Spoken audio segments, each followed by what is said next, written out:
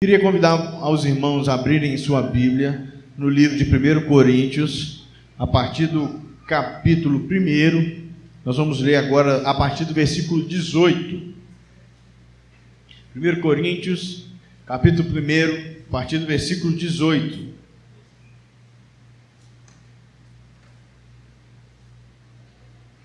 Você que está aí na internet, que Deus abençoe você, que Deus te encha de paz. Você que está nos assistindo e acompanhando aí, e que Deus fale ao seu coração tremendamente. 1 Coríntios 18, a partir do versículo 1 Coríntios 1, versículo 18. Nós vamos ler. Está ali. Diz assim: pois a mensagem da cruz é loucura para os que estão perecendo, mas para nós que estando sendo salvos é poder de Deus. Pois está escrito: eu destruirei a sabedoria dos sábios e rejeitarei a inteligência dos inteligentes. Onde está o sábio? Onde está o erudito? Onde está o questionador desta era? Acaso não tomou Deus louca a sabedoria deste mundo? Visto que na sabedoria de Deus o mundo não o conheceu por meio da sabedoria humana, agradou Deus salvar aqueles que creem por meio da loucura da pregação. Os judeus pedem sinais miraculosos e os gregos procuram sabedoria. Nós, porém, pregamos a Cristo crucificado, o qual de fato é escândalo para os judeus e loucura para os gentios. Mas para os que foram chamados, tanto judeus quanto gregos, Cristo é o poder de Deus e a sabedoria de Deus. Cadê 25, né? Porque a loucura de Deus é mais sábia que a sabedoria humana, e a fraqueza de Deus é mais forte que a força dos homens.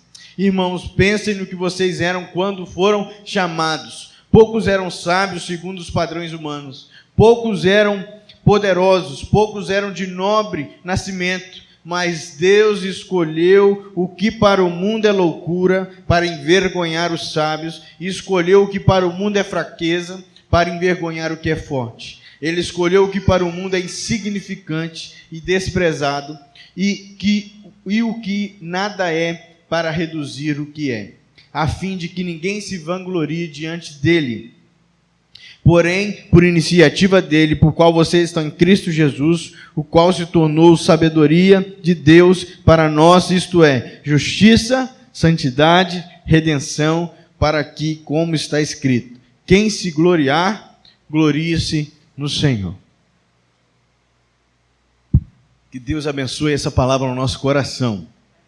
Nós estamos lendo esse texto de 1 Coríntios desde semana passada. Hoje de manhã nós falamos a partir só do versículo 10 a respeito de um texto que diz que nós temos que concordar naquilo que nós falamos, que nós temos que tomar cuidado para que não tenha divisão no nosso meio e que nós possamos ter o mesmo pensamento. É isso que está escrito aí no versículo 10. Depois o apóstolo Paulo, e eu pulei essa parte, vai dizer aos irmãos que estão em Corinto, porque existia uma dificuldade, um conflito na igreja de Corinto, que era a respeito de que alguns diziam que eram de Paulo, outros são de Apolo, uns diziam que gostavam mais de um líder, outros diziam que gostavam mais de outro, outros diziam até que só obedeceriam e o apóstolo ainda vai dizer, e eu ainda sou de Cristo. Por acaso Cristo está dividido? E o apóstolo Paulo, ainda em tom de ironia, diz assim: foi Paulo crucificado em favor de vocês? Ou seja, o que eu disse hoje de manhã, para terminar, é que o futuro da igreja é a pessoa de Jesus Cristo. O apóstolo Paulo está dizendo que aqui não adianta dizer que se foi batizado por um, não adianta dizer que foi casado por outro, não adianta dizer que na igreja gosta mais de um ou de outro. O que adianta então saber é que Cristo não os chamou, o apóstolo Paulo diz no versículo 17, para batizar, mas para pregar o evangelho, não com palavras de sabedoria humana, mas para que Cristo não seja esvaziado da sua cruz. E agora, em seguida, o apóstolo vai dizer sobre Cristo e essa sabedoria e esse poder que vem de Deus a respeito de que A cruz, ela é loucura para muita gente. E eu queria conversar com vocês nessa noite a respeito de um mesmo evangelho para um novo tempo. O evangelho não muda. O evangelho não troca de roupa. O evangelho não se coloca uma máscara a respeito do ano de 2021 e no ano de 2022 coloca outra. O evangelho não troca de jeito de funcionamento e de ação por causa das circunstâncias. O evangelho é o poder de Deus para todo aquele que crê. É isso que diz o livro de Romanos, no capítulo 1. Então o apóstolo Paulo vai dizer que a mensagem da cruz agora é loucura para aqueles que estão morrendo, para aqueles que estão perecendo. Mas para nós que estamos sendo salvos, essa é o poder de Deus. E é isso que nós lemos no versículo 18. A cruz é a loucura da nossa missão. Meus irmãos, se nós quisermos entender o evangelho simplesmente de maneira teórica, nós vamos ter um pouco de dificuldade. Porque às vezes a gente não entende tudo mesmo. É ou não é? Você entende tudo que está na Bíblia? Não entende. Eu fico pensando num texto, por exemplo, que chamaram o profeta de careca. Você já leu esse texto? Depois você lê lá. Chamaram o profeta de careca. Parece uma ursa no meio do mato e pega a turma. Ué, que loucura é essa?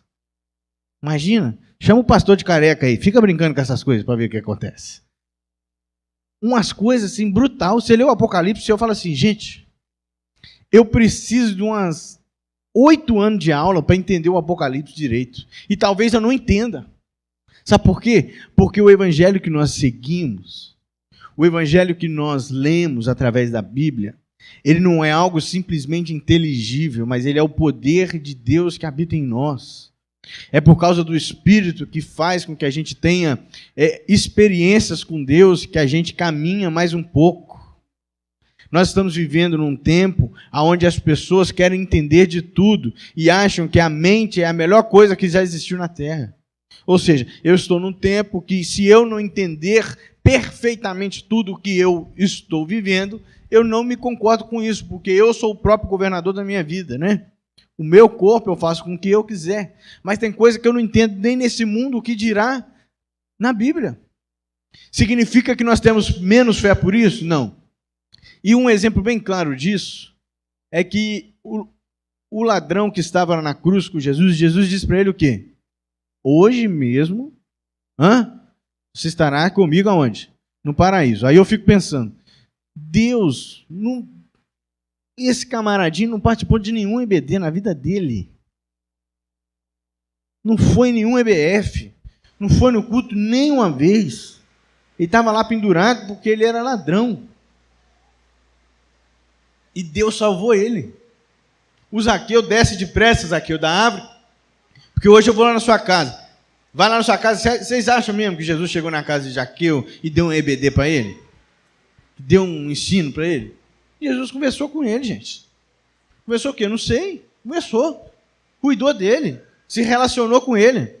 Gente, o evangelho ele é poder de Deus para as nossas vidas e ele confunde aqueles que são inteligentes. Não significa que o evangelho é para gente que não é inteligente. Mas só significa que o verdadeiro evangelho, aquele que faz com que a gente tenha experiências com o Senhor, aquele que faz com que as coisas podem passar, o tempo pode mudar, a coisa pode ir diferente, mas a gente está firme ali em Jesus, isso não é por causa de inteligência humana, mas isso é por causa de experiência de fé e de poder de Deus. Você pode ver bem uma fé que é baseada simplesmente no entendimento, ela não funciona, porque nós somos um ser humano completo. Tem alma, corpo e o quê? Espírito. Nós precisamos ter uma experiência com Deus. Nós precisamos parar de simplesmente contar coisas que Deus fez na vida dos nossos antepassados e entender que Deus precisa fazer na minha e na sua vida.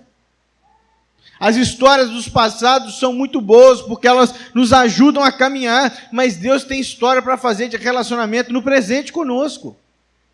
Deus tem algo para fazer na minha e na sua vida.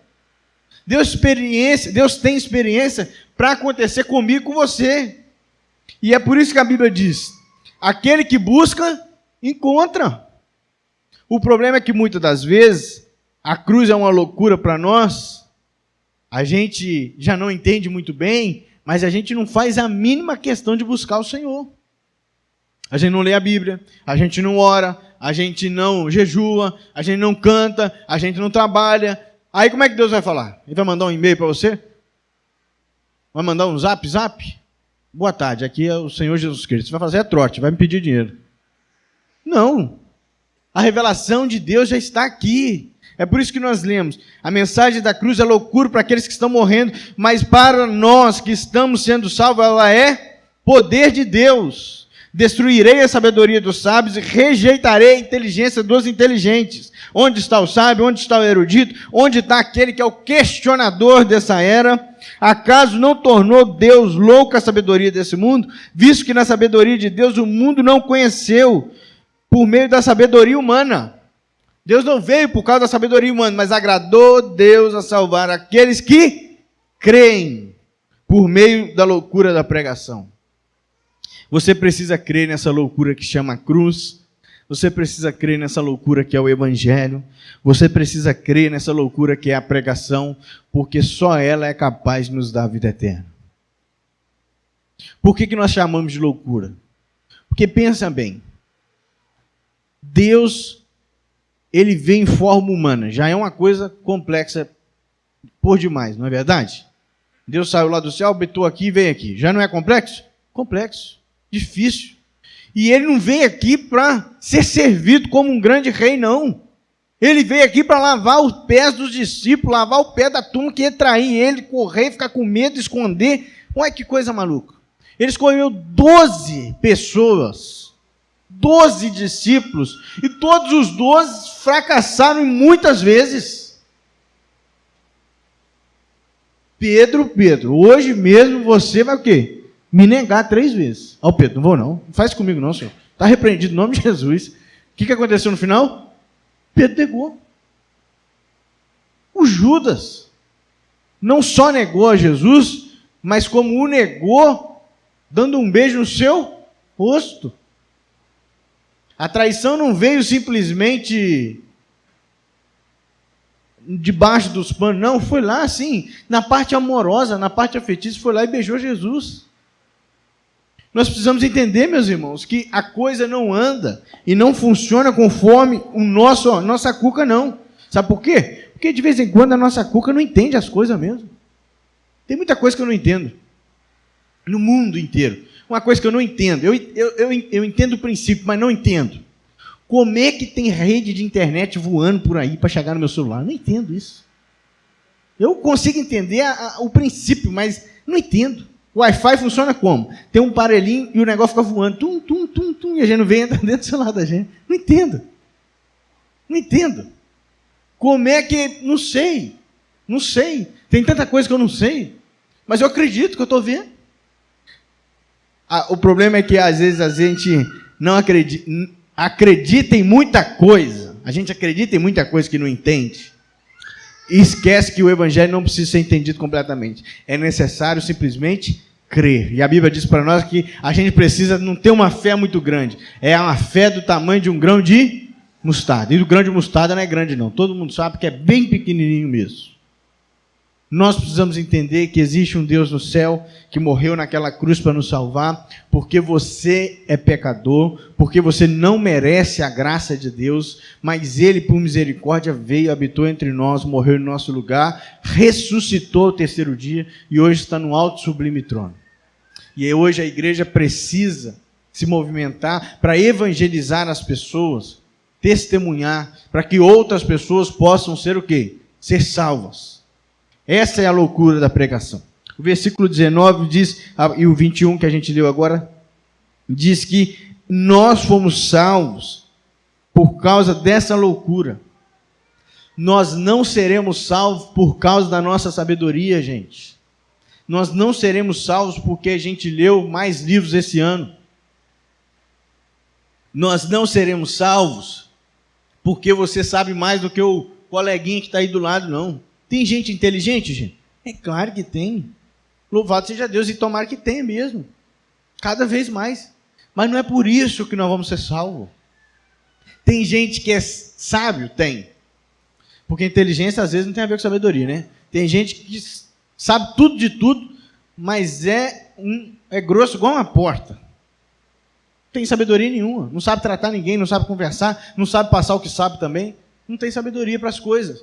Mas o que nós precisamos entender é que a sabedoria para este novo tempo que nós estamos vivendo em 2022, com os desafios que vão surgir, ela não vai se encontrar em coach nenhum. Ela não vai se encontrar em nenhum guru. Ela não vai se encontrar em pastor também nenhum. Ela não vai se encontrar em nenhum influencer da internet. Ela não vai encontrar em nenhum político. Ela não se encontra nesses lugares. Ela se encontra no Evangelho de Jesus. Nesse Evangelho simples que transforma a vida da gente e faz que a gente seja uma pessoa melhor. E nós não estamos aqui simplesmente para ser uma pessoa melhor. Nós estamos aqui porque Deus morreu no nosso lugar, ressuscitou, nós estamos aqui, mas para nós sermos santificados dia após dia, para que nós possamos continuar. Eu queria que você saísse daqui nessa noite. Ah, pastor, tem muita dúvida de muita coisa. Não tem problema não, meu irmão. Todo mundo tem dúvida. Você não precisa entender a Bíblia inteira para crer em Jesus, não. Amém? Não tem... Mas, pastor, como é que Noé botou os animais na arca? Não estava lá, não. Não sei também, não. Eu sei que os outros dizem aí, eu já li uma coisa ou outra. Tinha quantos filhotes de pombo? Já viram filhote de pombo? Hã? Ninguém nunca nem viu. Parece que nem existe. É um mistério sagrado da vida. Filhote de pombo não existe em lugar nenhum. E ontem eu procurei na internet para ver se existia. Eu sei que eles estão tudo grande por aí, mas filhote ninguém nunca viu. Como é que eles botaram as... Não sei. Como é que botou um crocodilão daquele lá dentro da arca, junto com as galinhas, e os crocodilos não comeram as galinhas? Não sei. Como é que o leão não comeu lá um outro bicho? Não sei. Toda espécie de cobra. Gente, loucura total, brutal. Como é que você acredita nisso, pastor? Eu acredito pela fé. Pastor, como é que o povo andou no deserto e o mar se abriu? Não sei. Não tinha um botão lá para abrir? Não sei. O que aconteceu? Também não sei. Eu sei que a Bíblia diz e eu acredito, porque Deus me deu experiência com ele. Eu sei que ele é real. Eu não estou aqui num delírio coletivo na minha cabeça. Pastor, como é que... Não sei, mas Deus faz infinitamente mais daquilo que eu pedi, eu pensei. E um dia, quando eu era adolescente, eu tive experiência com esse Cristo e eu vi Ele transformando a minha própria vida. Eu sei que tudo que eu vivo não é por mim, mas é por causa dEle, porque se fosse por mim, eu estaria completamente perdido. Pastor, como é que o Apocalipse... Não sei. Eu sei o que eu li. E eu li e por isso creio. A Bíblia diz que toda palavra aqui nessa Bíblia, ela é inspirada por Deus para ensinar, para consertar a vida da gente e ajudar e consolar. É por isso que eu creio. Ela é palavra vida para nós. Toda vez que eu leio isso aqui muda a minha vida. Isso não é um livro como qualquer outro. Porque livro como qualquer outro eu já li um monte. Mas o único que transformou a minha vida foi isso aqui, ó. Eu já li. Como é que 62 passos para se tornar um milionário em 2022. Vocês vão achar isso aí, gente. Eu acho que quem até escreve nem milionário é, mas tem muito disso por aí. Muda a vida da gente? Melhora às vezes uma coisa ou outra, né? Você dá uma melhorada na cabeça, mas o que muda a vida da gente? O Senhor é meu pastor e nada vai me faltar. Palavra tão simples, né? Pois é, mas no dia da aflição, você não vai lembrar dos 62 passos para ser um milionário. Você vai lembrar que o Senhor é o teu pastor e Ele disse que nada vai te faltar. Você pode andar pelo vale da sombra e da morte e Ele vai estar contigo. É isso que transforma a nossa vida. Quando o apóstolo diz, olha meus irmãos, nós temos muitos dons, mas o maior deles é o amor, é isso que transforma a nossa vida. Sabe por quê? Porque a sabedoria do mundo está dizendo que nós temos que fazer isso, fazer aquilo, entregar isso, fazer aquilo, sacrificar isso, fazer aquilo, mas não é nada disso. É a respeito desse amor. Eu amo os irmãos, não é porque eu sou bonzinho não, gente. Eu amo os irmãos porque um dia Jesus me transformou. Porque o pessoal que está lá fora e não conhece Jesus, eles não estão querendo amar muita gente, não. Eles estão vivendo a vida deles. O que faz a gente viver isso é esse evangelho de Jesus que nós temos aqui, esse evangelho que transforma a nossa cabeça. O texto, a partir do versículo 23, vai falando aí, ó. Nós, porém, pregamos a Cristo crucificado, o qual de fato é escândalo para os judeus e loucura para os gentios. Toda vez que eu vejo algumas coisas que a igreja vai fazer, em alguns dias eu penso assim, gente, nós estamos fazendo isso porque nós somos crentes mesmo. Não tem outra explicação. Ó, exemplo, o evangelismo que nós fizemos do Panetone, é porque nós somos crentes mesmo. Hein, Ariano? Fala a verdade. Domingo, 7 horas da manhã, entregando Panetone para os outros à toa, de graça, a pessoa não ganhava nada. Ganhava o quê? Uma oração. Por que ela fez isso? Porque nós cremos que aquilo pode transformar a vida de alguém. É por isso que se faz. Mas tem umas coisas que eu olho e falo assim, gente, isso é uma loucura. E é exatamente isso que o texto está dizendo. É loucura para os judeus e para os gentios, é escândalo. Tem gente que olha para nós e pensa assim, gente, esses crentes são tudo meio tantando as ideias. Tem ou não tem? Tem. Eles cantam, eles vão evangelizar de tarde, de manhã cedo, eles gastam o dinheiro deles, eles entregam a coisa que eles têm, eles constroem uma coisa, eles dão aquilo que eles têm também para os outros. Se eles não tiverem, eles dão assim mesmo. Ué, loucura. Loucura para alguns, escândalos para outros, como diz o texto, mas para os que foram chamados, tanto judeus como gregos, o Cristo é o poder de Deus, e essa é a sabedoria de Deus. E o texto continua dizendo, porque a loucura de Deus, ela é mais sábia do que a sabedoria humana. O que nós estamos fazendo, e o que eu estou chamando de loucura, ela é mais sábia do que aquilo que o mundo diz que é a coisa mais inteligente que eles têm. Isso que nós fazemos aqui, que deixa os outros escandalizados às vezes, é melhor do que 1000 palestras do homem mais inteligente do mundo que está lá fora. A pregação do Evangelho, ela transforma muito mais do que qualquer palestra, do que qualquer aula, do que qualquer vídeo no YouTube.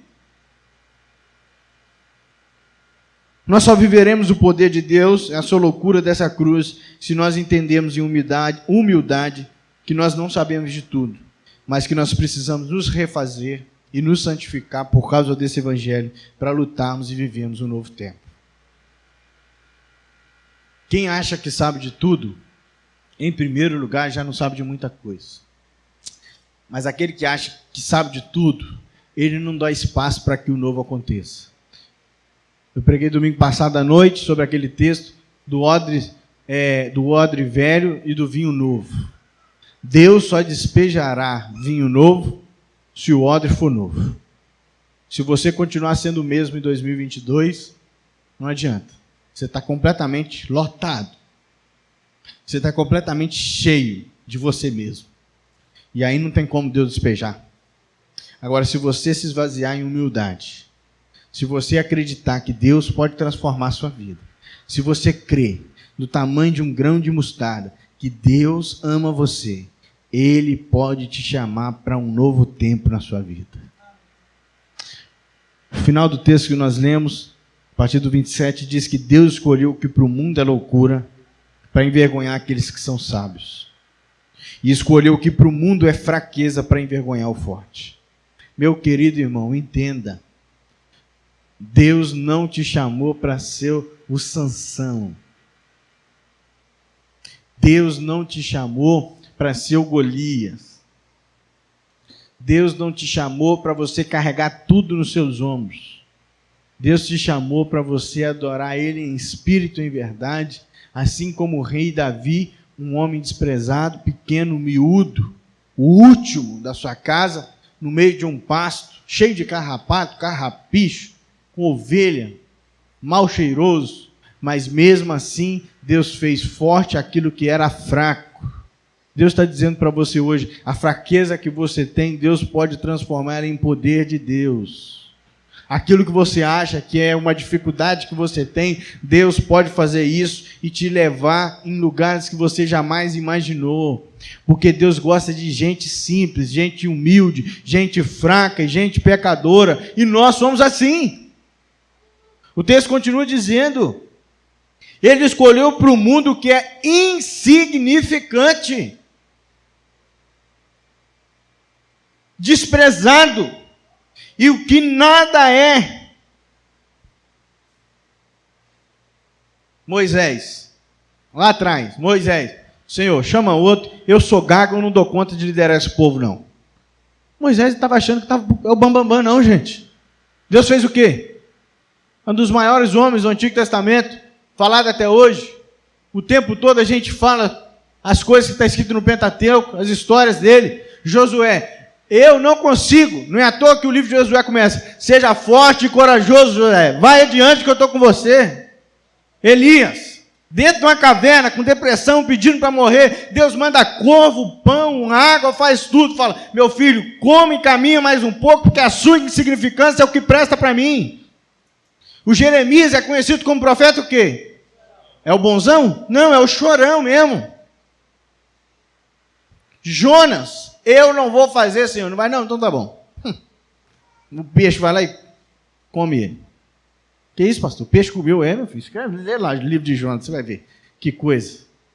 Depois o peixe ainda comeu, mastigou, não. Depois vomitou o menino. Lá na praia. E o que o Jonas fez? Agradeceu a Deus pelo livramento, começou a servir o Senhor com muita alegria?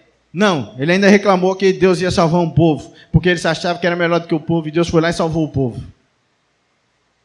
Como é que faz com João Batista, o profeta que abre o caminho, está preparando o caminho no meio do deserto? Ele faz o quê?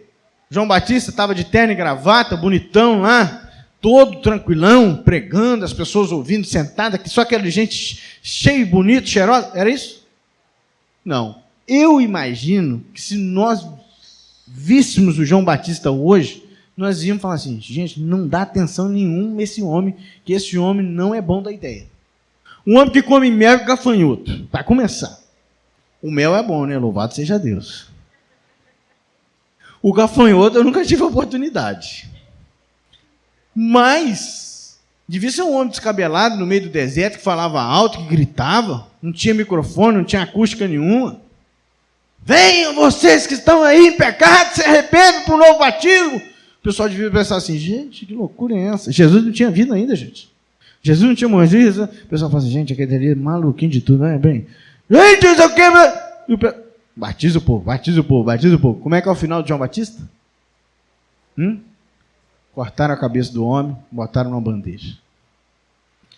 Aí vem Jesus, aquele que divide a história em antes e depois, aquele que é o próprio Deus. Ele podia ser o cara, e foi, mas de um outro jeito. O pessoal esperava que viesse alguém que liderasse o exército para arrebentar os romanos e parar com aquela opressão que sempre existiu. O que Jesus faz? Ora, se alguém bater do seu rosto do lado de cá, você vira o outro lado para ele bater também. Se alguém fazer errar com você, você caminha com ele mais um pouco. Você tem que perdoar as pessoas milhares de vezes. Você tem que amar as pessoas como você ama a si mesmo. Você precisa entender que eu não quero poder.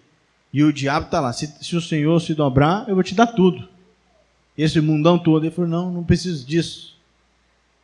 Vou viver bem, mas eu vou viver com pouco.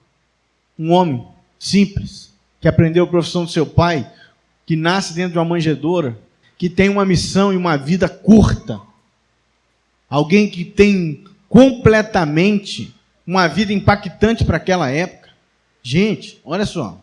A gente fala aqui, mas o Jesus histórico, para quem não acredita, para um historiador sério, a figura de Jesus não é uma figura inventada pela cabeça da gente, não.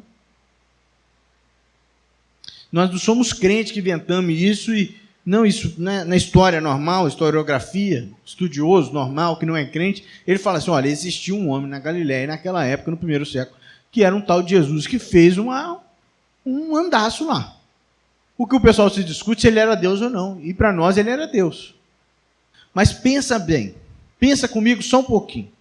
O apóstolo Paulo está aqui escrevendo para uma comunidade em Corinto. Ele escreveu isso aqui que nós temos, ele mandou para a igreja lá. Mandou. Como escreveu para os Colossenses, escreveu para os Tessalonicenses, para a comunidade tessalônica. Meus irmãos, presta atenção. Ele dá uma instrução aqui, dizendo que, olha, esse Jesus nós vimos. Ele ressuscitou. Eu vi.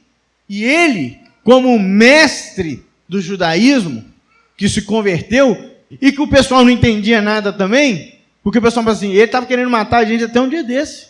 É isso que diz no capítulo 9 de Atos. Que ele estava indo para matar o povo, e de repente ele tem um encontro com Jesus. E esse homem aqui escreveu para essa comunidade, e falou assim, olha gente, eu vi o poder de Deus, ele ressuscitou, e é por causa disso que nós estamos aqui, tal. Gente, vocês acham que isso fosse uma invenção da turma lá no primeiro século? Primeiro, vocês acham que ia durar tanto tempo assim? Segundo, vocês acham que o pessoal no primeiro século ia aceitar morrer por uma fábula inventada pelo apóstolo Paulo? Porque o evangelho não é o evangelho que nós vivemos hoje aqui, não. O evangelho que nós vivemos hoje, olha que beleza. Você veio aqui, você tomou banho, não tomou banho também, amém. Mas está aqui, assistindo o culto, os que estão pela internet, olha que bem, sentado, ninguém está botando a faca na nossa cabeça, ninguém está querendo matar a gente porque é crente. Não, mas essa turma de discípulos, os 12, e a turma do primeiro século, do segundo depois, a coisa foi caminhando, por isso que teve um monte de Marte depois. Essa turma falou assim, ó gente, entre negar o que eu vivi, o que eu vi, o que meus olhos viram, eu prefiro morrer do que eu negar isso. E o pessoal morreu. Vocês acham? Ó, vou matar você, se você negar. Vocês acham que foi mentira o pessoal ia morrer, gente? É mentira, deixa isso para lá, alguém inventou isso? Não, gente.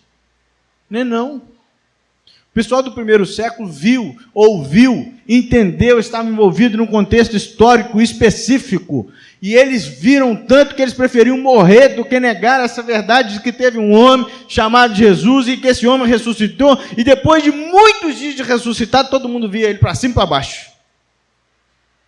Como é que faz? Como é que faz? Isso é o Evangelho, é o poder de Deus. O Espírito Santo conservou isso aqui, anos e anos e anos, escritos antiguíssimos, de 3.000 anos atrás, 3.000. Como é que conservou? O pessoal querendo queimar isso, acabar com a religião. Não sei, Deus fez uma coisa fenomenal. E por isso que nós lemos, isso tudo é loucura. Deus escolhe o que é insignificante e desprezado, a fim de que ninguém se glorie. Mas por iniciativa dele, vocês estão em Cristo Jesus, o qual se tornou sabedoria de Deus para nós, justiça, santidade e redenção, para que, como está escrito, quem se gloriar, se glorie no Senhor. Deus faz novas todas as coisas. Como Deus usava o pessoal no Antigo Testamento, como Deus usava o pessoal no Novo Testamento, como o pessoal ia sendo curado na igreja primitiva, quando o pessoal via os discípulos, chegavam perto de Jesus e eram curados. Isso ainda acontece nos nossos dias.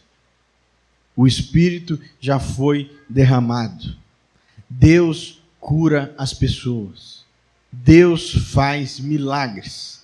Deus está vivo hoje em dia. Deus transforma corações duros em corações amolecidos. Deus converte o homem do seu mau caminho. Deus converte o homem do que ele era pecador e ele transforma ele num homem redimido e santo. Deus transforma um ladrão em um homem bom. Deus transforma aquele que era assassino em alguém fiel ao Senhor. Deus transforma aquele homem mais infiel que existe na terra para ele ser uma ovelha do bom pastor que é Jesus Cristo de Nazaré. Eu vou crer nisso. Eu quero crer nisso e quero que você creia nisso. E que você saia daqui hoje sabendo que não existe nada dentro de você. Não existe nada no seu coração. Não existe nada que passa nessa mente sua, dentro da sua casa, que Deus não conheça e que Deus não possa reverter. Porque nós estamos lendo aqui, o Cristo que foi crucificado, ele é escândalo de loucura, mas é essa loucura que transforma. Se você veio aqui hoje, achando que Deus não tem uma solução para você, para a sua vida, saiba, Ele pode fazer o que Ele quiser. O texto diz que para Deus nada é impossível. Ele pode todas as coisas. O apóstolo Paulo diz, olha, eu aprendi a viver com pouco e com muito, mas estou contente porque eu posso todas as coisas naquele que me fortalece. Não é em mim mesmo, mas Ele me fortalece em meio momento de fraqueza. Meu querido irmão, em 2022, olhe para o futuro que Deus vai te dar e lembre que esse evangelho que você precisa para um novo tempo é o evangelho de Jesus. Sem penduricalhos, sem qualquer outra coisa. Não precisa de mais nada. Crê somente e você e a sua casa serão salvos. Nós não precisamos de atalhos para chegar a Jesus. Eu sou a verdade, eu sou o caminho, a verdade e a vida. E ninguém vai ao Pai senão por mim. Você não chega a Jesus por um outro lugar, não. Não chega a Deus, não vai para o céu, não tem uma outra escada. Eu acredito até que tem umas outras escadas. Você já viu aquelas escadas que não dá em lugar nenhum? Tem umas coisas assim. Você anda, chega na escada, no final da escada você abre uma porta e tem um muro fechado. Agora, a escada que leva ao céu, a escada que transforma a nossa vida, e a escada que muda a nossa vida aqui, chama Jesus Cristo de Nazaré. Queria orar com você, levante, fique de pé, por favor.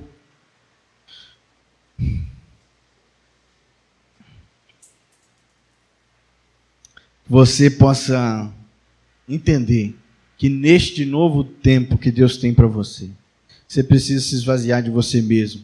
Você precisa se esvaziar da sabedoria que você acha que tem.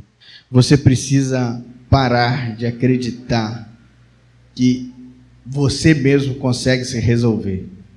Você não tem solução para os seus problemas. Você não consegue resolver tudo que envolve a sua vida. Você consegue resolver tudo amanhã? Quem consegue, levanta a mão. Eu não consigo. Eu não consigo porque a vida é complexa. Como é que faz? Crê somente. É por isso que nós estamos aqui hoje de manhã. O culto foi uma bênção, não foi? O culto foi uma bênção de manhã.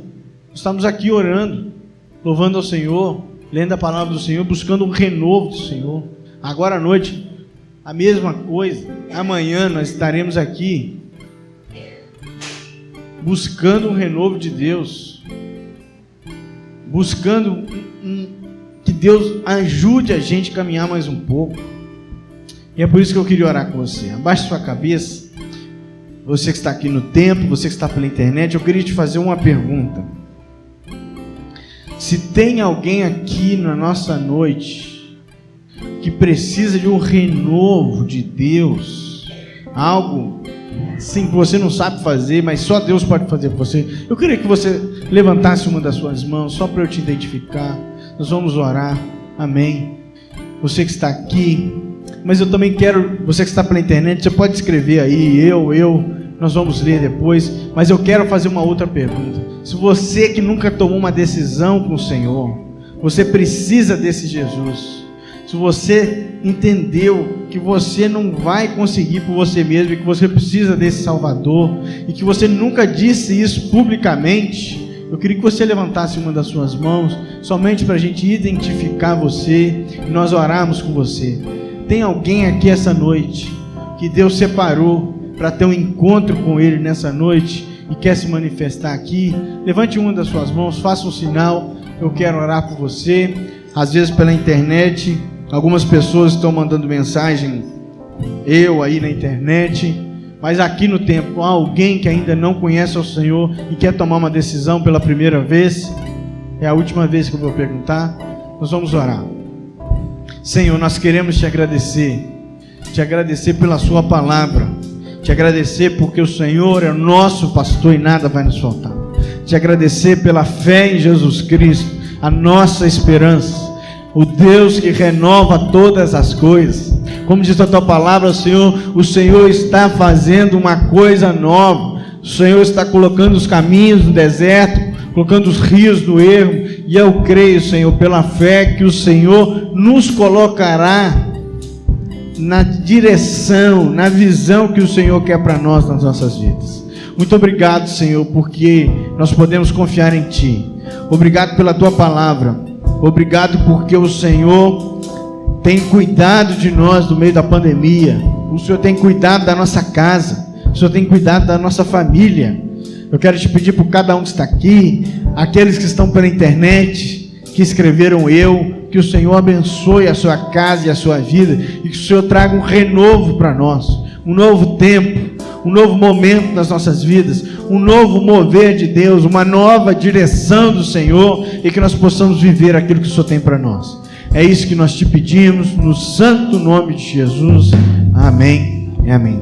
Nós vamos louvar o Senhor, depois nós vamos caminhar para o encerramento do culto.